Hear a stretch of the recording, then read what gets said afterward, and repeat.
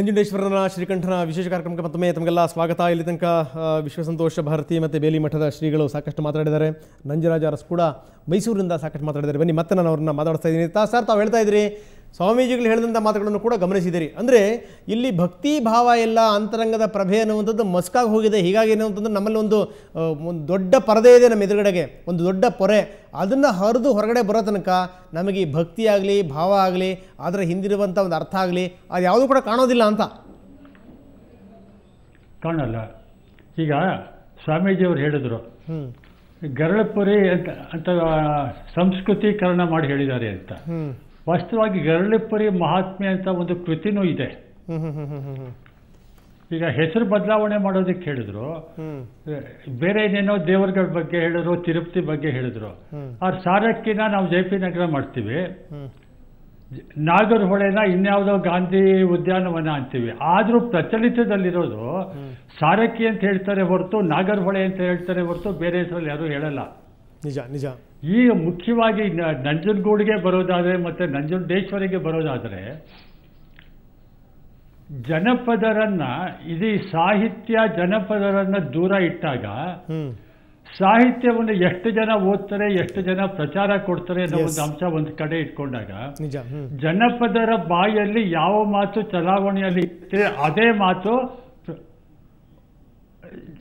ಹರಡ್ಕೊಂಡು ಹೋಗುತ್ತೆ ಉದ್ದಕ್ಕೂ. ನಿಜ ನಿಜ ನಿಜ ನಿಜ. ಅದೇ ಮಾತು ಪ್ರಚಲಿತವಾಗಿರುತ್ತೆ. ಈಗ ನಂಜನಗೂಡು ಜನಪದದಲ್ಲಿ ಒಂದು ಕಥೆಗೆ ಬರುತ್ತೆ. ನಂಜರಾಜ ಅರಸನ ದೊರೆಯ ಮಗ ನಾನು ನಂಜನಗೂಡಿನ ಪ್ರಭು ಅಂತ ಅವನು ಹೇಳ್ತಾನೆ. ಅವನು ನಂಜುಂಡೇಶ್ವರ, ಅವನು ವೈದ್ಯ ಕೂಡ.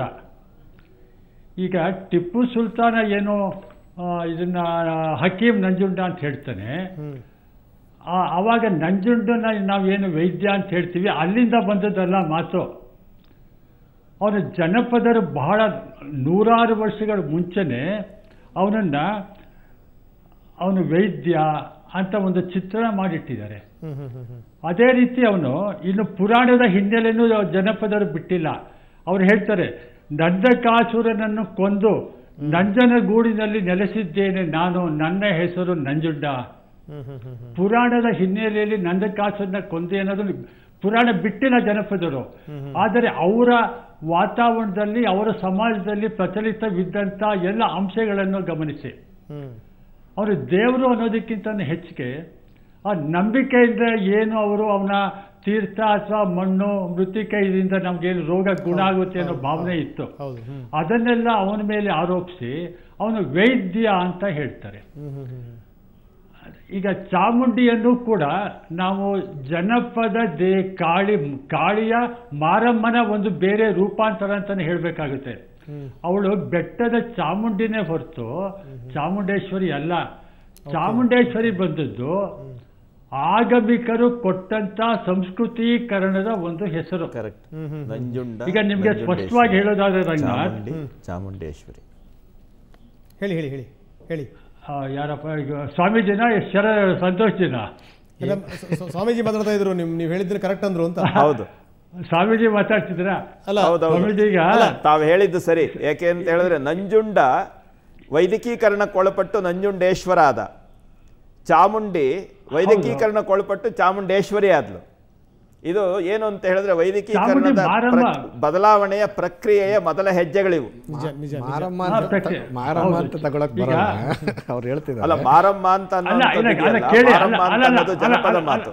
ಆದ್ರೆ ಮಾಯಾದೇವಿ ಅಂತ ಅನ್ನೋದಿದೆಯಲ್ಲ, ಮಹಾಮಾಯೆ ಅನ್ನೋದಿದೆಯಲ್ಲ, ಮಹಾಮಾಯೆ ಜನಪದರ ಬಾಯಲ್ಲಿ ಮಾರಮ್ಮ ಆದ್ಲು ಅಷ್ಟೇ. ಈಗ ತಾವು ಹೇಳಿದಾಗೆ ಚೌಡಿನೇ ಬೇರೆ, ಚಾಮುಂಡಿನೇ ಬೇರೆ, ಆದ್ರೂ ಚೌಡೇಶ್ವರಿ ಅನ್ನೋದು ಸೇರ್ಕೊಂಡ್ಬಿಡ್ತದೆ ಅದಕ್ಕೆ.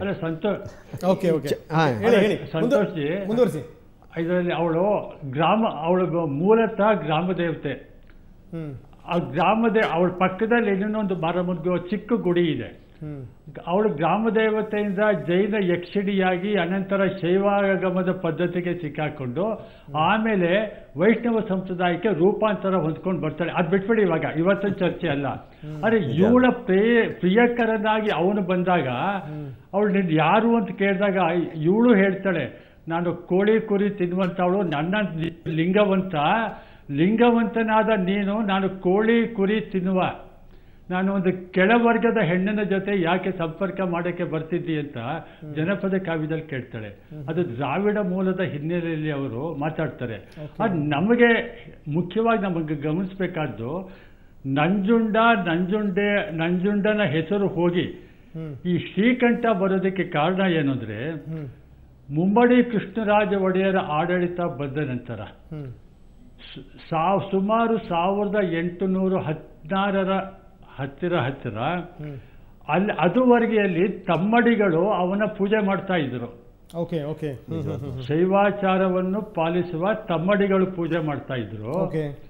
ಒಂದು ಘಟನೆ ಏನಾಗುತ್ತೆ ಅಂದ್ರೆ ಶೈವಾಚಾರದ ಜನ ಕೆಲವು ಅವರು ಕೊಡುವಂತ ಪ್ರಸಾದವನ್ನ ತೀರ್ಥವನ್ನ ಬ್ರಾಹ್ಮಣ ಸಮುದಾಯದವರು ಈಸ್ಕೊಳ್ಳೋಕೆ ಅವರು ಇಷ್ಟಪಡೋದಿಲ್ಲ. ಯಾಕೆಂದ್ರೆ ಇವ್ರ ಮೇಲ್ವರ್ಗದವರು ಅನ್ನೋ ಭಾವನೆ ಇವ್ರಿಗೆ.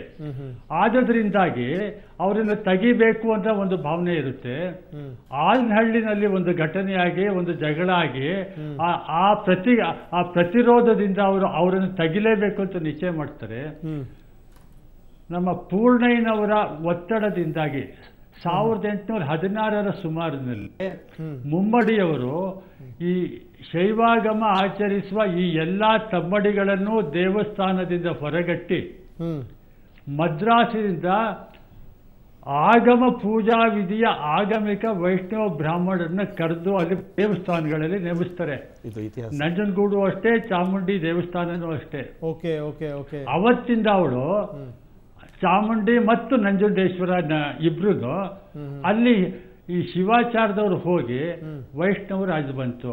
ಅವರು ತಮ್ಮ ಇಚ್ಛೆಗೆ ತಕ್ಕಂತೆ ನಂಜುಂಡಾಗಿನ ಕಿತ್ತರು, ಸಂಸ್ಕೃತೀಕರಣ ಮಾಡಿದ್ರು, ಶ್ರೀಕಂಠ ಮಾಡಿದ್ರು. ಇದರಲ್ಲಿ ಇನ್ನೊಂದಾಗುತ್ತೆ ನಮ್ಗೆ ಶ್ರೀಕಂಠ ಆದ ಆಮೇಲೆ ಈ ನಮ್ಮ ಇದು ಬರುತ್ತಲ್ಪ ಮುಜ್ರಾ ಇಲಾಖೆಯವರನ್ನು ಕೂಡ ಇತ್ತೀಚೆಗೆ ಒಂದು 100-120 ವರ್ಷಗಳ ಹಿಂದೆ ನಂಜುಂಡೇಶ್ವರನ ತೆಗೆದು ಅವರು ಶ್ರೀಕಂಠೇಶ್ವರ ಅಂತ ಮಾಡ್ತಾರೆ. ಶ್ರೀಕಂಠೇಶ್ವರನ ಕೈಪಿಡಿ ಅಂತ ಮಾಡ್ತಾರೆ. ಅವ್ರ ದಾಖಲೆಯಲ್ಲಿ ಅದೇ ಬರುತ್ತೆ. ಇದು ಈ ಬ್ರಾಹ್ಮಣೀಕರಣದ ವ್ಯವಸ್ಥೆ ನಮ್ಮಲ್ಲಿ ತುಂಬಾ ಹೆಚ್ಚು ಕಾರ್ಯಗತವಾದದ್ದು ಮುಮ್ಮಡಿ ಕೃಷ್ಣರಾಜ ಒಡೆಯರು ಶ್ರೀರಂಗಪಟ್ಟಣದಿಂದ ಮೈಸೂರಿಗೆ ಬಂದು ದಿವಾನ್ ಪೂರ್ಣಯ್ಯನವರ ಮಾರ್ಗದರ್ಶನ ಯಾಕೆ ಹೇಳಬೇಕು ಅಂದ್ರೆ ಇವ್ರು ರಾಜರಾಜ್ ಪಟ್ಟ ಕಟ್ಟಿಸ್ಕೊಂಡಾಗ ಅವ್ರಿಗೆ ವಯಸ್ಸು 5 ವರ್ಷ. ಅವ್ರಿಗೆ ದಿವಾನೇ ರಾಜ್ಯ ಆಡ್ತಿದ್ದವನವಾಗ.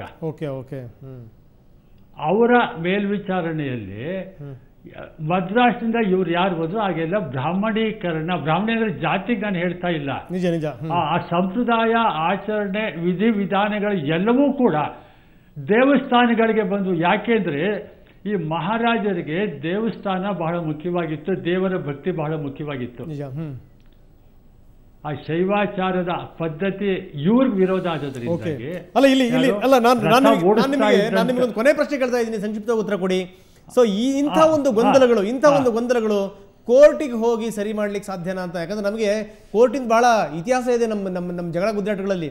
ಹಿಂದೆ ತಮಗೆ ಗೊತ್ತಿರಬಹುದು ಬಹುಶಃ ಈ ತೀರ್ಥ ಯಾರಿಗೆ ಕೊಡಬೇಕು ಅಂತ ಹೇಳಿ ಅದು ಪ್ರಿವಿ ಕೌನ್ಸಿಲ್ಗೆ ಹೋಗಿತ್ತು. ಸುಪ್ರೀಂ ಕೋರ್ಟ್ ನಮ್ಮಲ್ಲಿ ಇರಲಿಲ್ಲ ಅವಾಗ, ಲಂಡನ್ ಅಲ್ಲಿ ಇತ್ತು. ನಾವು ಅಲ್ಲಿ ತನಕ ಹೋಗಿ ಹಾರಾಡ್ಕೊಂಡು ಬಂದಿರುವಂತವ್ರು ಅಂತ. ಸೊ ಹಿಂಗಾಗಿ ಕೋರ್ಟ್ ಅಲ್ಲಿ ಇದು ಬಗೆಹರಿಯುತ್ತಾಗಾದ್ರೆ ಕೋರ್ಟ್ ಏನೋ ಹೇಳ್ತಾರೆ, ಕೋರ್ಟ್ ಅಲ್ಲಿ ಬಗೆಹರಿಯಲ್ಲ, ಅವ್ರು ವಾಪಸ್ ಇವ್ರಿಗೆ ಕಳಿಸಬಹುದು. ಕೋರ್ಟ್ ಏನೇ ತೀರ್ಮಾನ ಕೊಟ್ಟರು ಕೂಡ ಜನ ಅದನ್ನೇ ಒಪ್ಪಕ್ಕೆ ತಯಾರಿಲ್ಲ.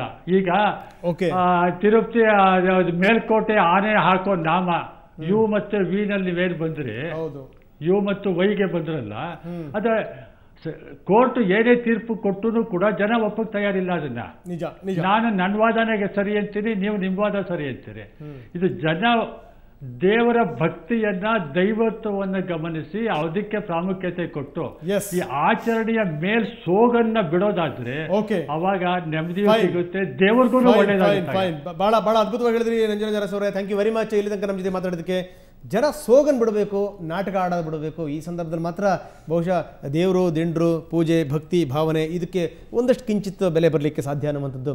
ಹೇಗೆ ಈ ದೇವರ ಹೆಸರುಗಳು ಕೂಡ ಬದಲಾಗ್ತವೆ, ಹೇಗೆ ಈ ಮೇಲ್ಜಾತಿಯವರು ಅನ್ನುವಂಥವ್ರು ಯಾವ ರೀತಿ ಒಂದು ಪ್ರಭಾವವನ್ನು ಒಂದು ಪರಿಣಾಮವನ್ನು ಬೀರ್ತಾರೆ. ಅವ್ರು ತುಂಬ ಚೆನ್ನಾಗಿ ಹೇಳಿದ್ರು, ಇದು ಜಾತಿಯ ಸೂಚಕ ಅಲ್ಲ, ಇದು ಸಂಸ್ಕೃತಿಯ ಸೂಚಕ ಅನ್ನುವಂಥ ಮಾತನ್ನು ಪದೇ ಪದೇ ಅವರು ಹೇಳಿದರು. ಆದರೆ ಎಷ್ಟರ ಮಟ್ಟಿಗೆ ನಮ್ಮ ಜಾನಪದ ಸೊಗಡು ಈ ಮುಖಾಂತರ ಒಂದು ಸ್ವಲ್ಪ ಪಕ್ಕಕ್ಕೆ ಸರಿತು, ಇದೆಲ್ಲದ್ರ ಬಗ್ಗೆ ನಾವು ಚರ್ಚೆ ಮಾಡ್ತಾ ಇದ್ವಿ. ಇದಕ್ಕೆ ಸಂಬಂಧಪಟ್ಟ ಹಾಗೆ ವಿಶ್ವಸಂತೋಷ ಭಾರತಿ ಮತ್ತು ಬೇಲಿಮಠದ ಶ್ರೀಗಳು ಏನು ಹೇಳ್ತಾರೆ ಕೇಳೋಣ. ಇನ್ನು ಸ್ವಲ್ಪ ಹೊತ್ತಿಗೆ ವಿಶ್ವನಾಥ್ ಕೂಡ ನಮ್ಮ ಜೊತೆ ಜಾಯ್ನ್ ಆಗ್ತಾರೆ. ಯಾವ ಉದ್ದೇಶದಿಂದ ಇವರು PAL ಹಾಕಿದ್ರು ಕೇಳೋಣ ಸಣ್ಣ ವಿರಾಮದ ನಂತರ.